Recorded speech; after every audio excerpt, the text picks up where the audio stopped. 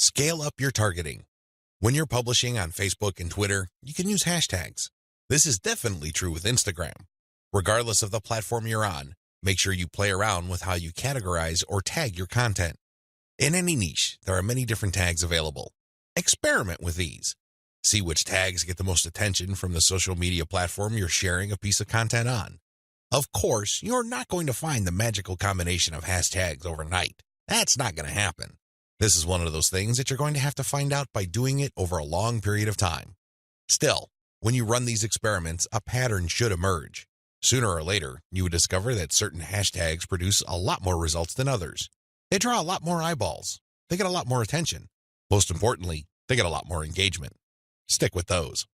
Experiment with tagging niche-focused influencers. When you're doing research on hashtags on Twitter, for example, you would be able to find influencers that specialize in those hashtags. These people just love to post content related to certain topics. They use a narrow range of hashtags every time they post. It seems that's all they focus on. Find these people. Look at their content. Are people retweeting them a lot? Are they getting a lot of love for their content? Do they get a lot of engagement? Are people responding via Twitter? It should be fairly easy to see which accounts are influential in your niche and which aren't. Don't just focus on how many followers they have. Instead, look at the total amount of engagement they get, and also pay attention to the ratio of followers they have to the number of accounts they follow. For example, if I find Mike Smith to be a big poster in my niche because it seems that he just seems to rotate among the 10 hashtags that are most relevant to my niche, I look at his followers in relation to the number of accounts he's following. If he's only following one person, yet he's being followed by 15,000 people, Mike Smith might be an influential person.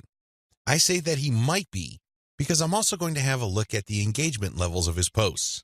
Are his posts getting a lot of retweets? Are a lot of people responding? Are a lot of people clicking the heart icon? If his content has these factors, then his account is probably worth following. Most importantly, you should tag influential people on Twitter when you post.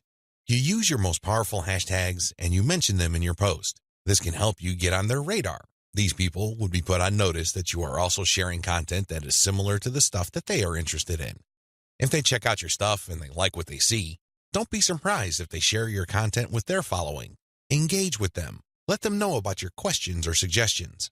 In fact, you should engage with them so much that you can possibly create a relationship where they would publish your guest posts if they're bloggers, or discuss whatever it is you're doing on their social media platforms. At the very least, when you partner with them, they become part of your content distribution network.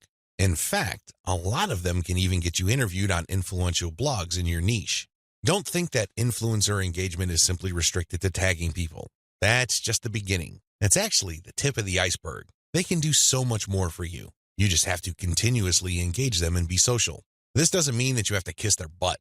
This doesn't mean that your stock response to all of their posts is, amazing post or great post, I love it. That's not going to work. That's not going to push the ball far enough. You have to actually engage. And oftentimes, this might seem like you're criticizing them. This might seem that you are offering a negative view, but you need to get their attention. You need to bring home the point that you actually know your stuff and that you are also credible in the same niche space. That's how you get them to take you seriously. That's the kind of engagement that builds respect.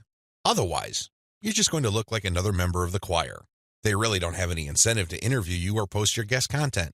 Why should they? You're not really sharing any information or suggesting any points of view that are different or distinctive. Experiment with paid traffic. Only after you have spent a lot of time drumming up free traffic from social media marketing should you even think of buying traffic. I know this sounds a bit extreme, but it's the absolute truth. Why? Well, in the beginning, you don't know when your target audience members will be reading your content. In the beginning, you don't know what their demographic breakdown looks like. How many males compared to females are in your audience pool? Do males or females like certain types of content that you share? What are their age ranges? Where are they located? I hope you see the big picture here. You have to use free traffic to do initial audience intelligence.